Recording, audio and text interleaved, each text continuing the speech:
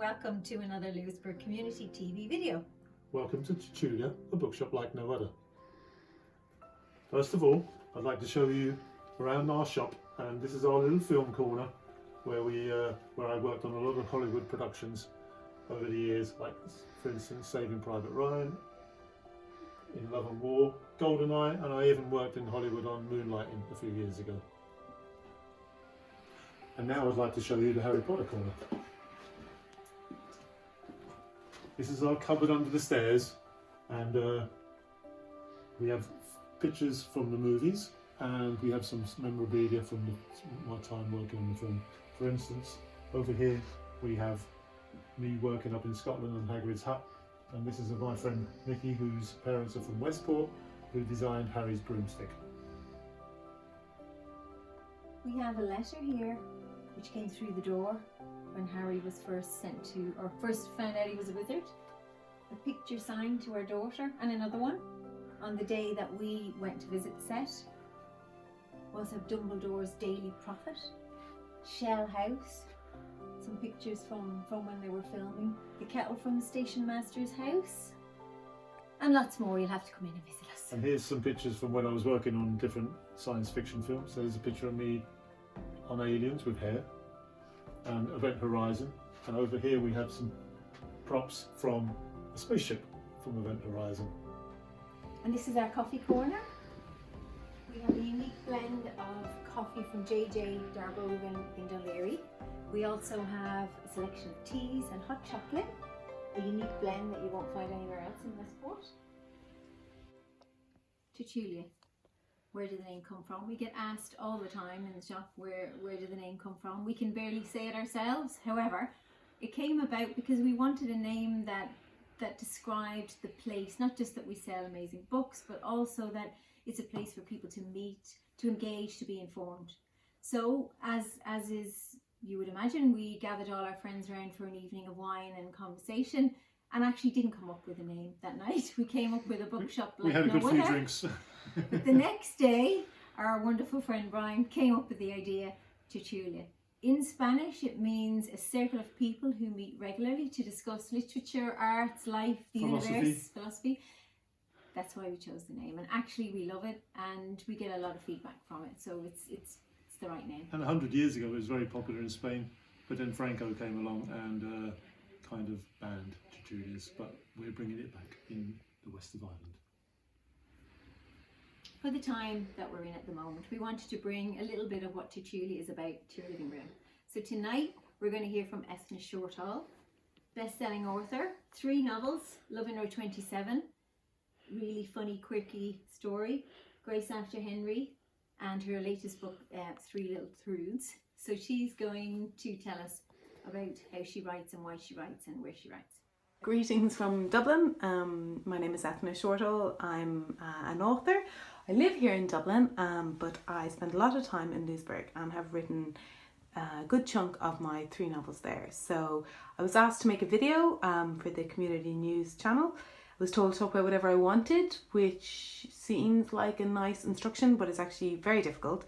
I've decided to play it safe and talk about books, because who needs to be talking any more about COVID-19? Not I. And anyway, I think books go very well with it, because I've been using them as an escapism. My reading had actually fallen off in the last couple of weeks, but since this whole pandemic broke, I've been going to bed 90 minutes early every night with a book, without my phone, no radio, no news of any kind, and now I'm flying through my to-be-read pile.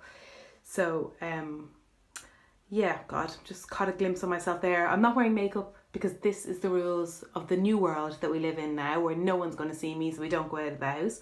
So no makeup, lucky if I'm wearing a bra. I am today. Yeah, really making no effort. So anyway, this is just how I am, and we'll have to accept it. So I was going to give you a tour around my room where I write, the office, the study, the spare room in our house. So, okay, let me start here. Now I haven't tidied up, so as you can see, there is a lot of stuff on the ground, papers, because I do my plotting on the ground, and then I sit up maybe on this chair here, on this chair, or at my desk when I'm actually writing. So the desk, come over here. I've got the ubiquitous laptop at every writer's desk. Got some notes here. And then we've got the bookshelves here. Now, I know some authors have what they call vanity rooms, which is basically just dedicated to their successes, but I just have one vanity shelf. So you can see here, I've got my 3 books, 11/27, Grace After Henry, and 3 Little Treats, and the various translations of them all. So I'm going to turn this back around. Let me just look at some that I like. So I actually don't know what languages this are. I think this is Grace After Henry. I think it's the Hungarian translation. I think. This is Grace After Henry. Got a new title for the German translation. There you go. But anyway, I've got them from about 11 different languages here. And then I have up on the wall, you can see it there, wedged in there, is an award I won for Grace After Henry, Best Page Turner at the Big Book Awards. And I did have a poster that I actually got from the Tertulia bookshop in Westport, of 3 Little Treats, my last novel. And it was framed, you can see it there. But I'm currently using it to stop the draft that's coming down the chimney. Oh, the glamour. Because I sit on the ground, like I was saying, a lot. So then in the office, generally, I have my books. They're alphabetized. They're alphabetized by author, A, B, C, D. But within that author's work, I don't alphabetize. And I just put all the A's together, all the B's together. I mean, I'm organized, but I'm not a psychopath. So you can see them over here. I've got a few bookshelves, but this is one. And then we've got another bookshelf here. And then we've got, let me see, we've got more books down underneath here. Okay, the doorbell just went, so that's how you know this is live. I can't cut, so I've got to go and answer the door. I'm answering the door. Okay, now I'm going back. So, yes, then I have some favourite books here. So this is my all-time favourite book. Not favourite story, but favourite edition of a book. It's Roald Dahl's The Giraffe and the Pelly and Me. It's illustrated by Quentin Blake. But what's so great about it, besides being a great story, is that it is signed to Ethna Love Roald Dahl. My dad got that signed for me when I was 4, and he was in Galway on work, and Roald Dahl was visiting a bookshop, so I love that. I have that. I also love this book, The Writers, A Sense of Ireland. I think it's a gorgeous book. There's this French translation of Synge's Riders to the Sea that I love. I lived in France for a while, and I bought this, and yeah, I just think it's gorgeous. Lovely translation, but a lovely edition as well. So what else can I show you? Oh yes, okay, I'm going to put on the light and show you some things on the wall. So I love this. In Grace After Henry, my second book, the character of Grace is reading A Christmas Carol, even though it's not Christmas time, but that's just what she does. And so my dad got me this. It's an illustration, an original sketch by P.J. Lynch, who did illustrations for my favourite edition of A Christmas Carol, which I own, which is on the shelf here. See it at the bottom. So he got me this because it tied in with the book, and just because it was a gorgeous image, and I got it framed. Oh yes, and look, what have we got down below here? Yes, it's the changing table. Because there's that famous saying about the pram in the hallway and how it gets in the way of your writing. But I have the changing table in the writing room, so proving that you can indeed write with kids. There's some cotton buds, water, all your changing paraphernalia. Anyway, that's it.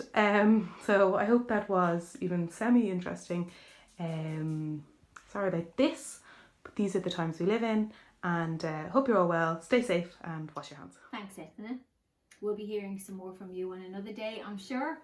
So next up, we're going to interview, myself and Neil are going to interview Jane Souter. Jane Souter has written this book, Reimagining Democracy, and more importantly, was one of the founders of the Citizens' Assembly. So we're going to switch to our interview and come back. TV. Thank you, Jane, for coming along tonight to Tertulia TV. Dr. Jane Souter is the director of the Institute for future media and journalism at DCU, Dublin City University. So thanks for coming to talk about, briefly, I know we've a nice short interview, Reimagining Democracy, which actually is backwards on the video, I've realised, just to talk about that. So I'm just going to read the first paragraph and then Jane's going to kind of tell us what happened next. On a wet Friday evening in June 2011, we were standing in the lobby of a hotel located in the suburbs of Dublin. Months of hard work travelling around the country promoting the idea of a new Ireland had led to this moment, the start of Ireland's first National Citizens' Assembly. So Jane, tell us then what happened next. Okay, well that was the beginning of our experiment, and basically we had 100 people who were randomly selected, just like a jury, from all over Ireland, who turned up and discussed what the future kind of Ireland they would like to see would look like. And they were great. They were people who hadn't voted before, people from every province, people who were unemployed, people who were employed, people who were farmers, so lots of different people. And it went really well. And we managed to write up a report and persuade the government that this is actually a really good way of seeing what people really want, because mostly politicians just hear from people when they want something fixed or something done. They don't really hear about, what kind of society do people really want to live in. So it was a time of crisis, as we know. I suppose a bit like now, and there's always opportunity after crises, which I think would be interesting now in a few months' time, what kind of opportunities we can take. But this time the government decided to take a risk on listening to the voice of ordinary citizens. So they had the first constitutional convention, where they had 66 citizens and 33 politicians. And there they talked about changing the constitution around marriage equality. They talked about getting rid of blasphemy from the constitution and a range of other issues. And those went through, and it was seen as successful. The convention and the people there, the randomly selected people, really listened to the experts, really listened to what they wanted, and still they kind of reflected the considered view of the people. What the people really felt if they thought about something, and ignored disinformation and misinformation about it. So the government then tried it again, a new government this time with Fine Gael and the Independents, around the repeal the eighth and climate change and so on, and taking care of older people. So once again, there was citizen assembly, and again 100 randomly selected citizens who came in to talk about some of those most important issues of our day and what their view was. And again, we saw that the views of the citizens there, when they really became specialists in their areas, they really did start to reflect the people of Ireland more generally. So there's one ongoing at the moment on gender equality of all things, but like everything else, that's in postponement at the moment, because it would involve far too many people indoors at one time. So it'll be interesting to see where it goes. But the world is beginning to look at this. So Macron with the Grand Débat, and now is having a citizen assembly on climate change. The Scots, the Belgians have actually changed one of their houses of parliament to be one that's made up of randomly selected citizens. Oh, wow. Australians. And we can all look forward to a conference on the future of Europe when the current crisis is past, where all of the citizens of Europe are going to be able to come together and talk about some of the kind of vital areas of policy and interest, including agriculture, migration, and climate change. So it's an idea of its time, and an idea that's really taken off. And we hope that really empowers ordinary people to be seen as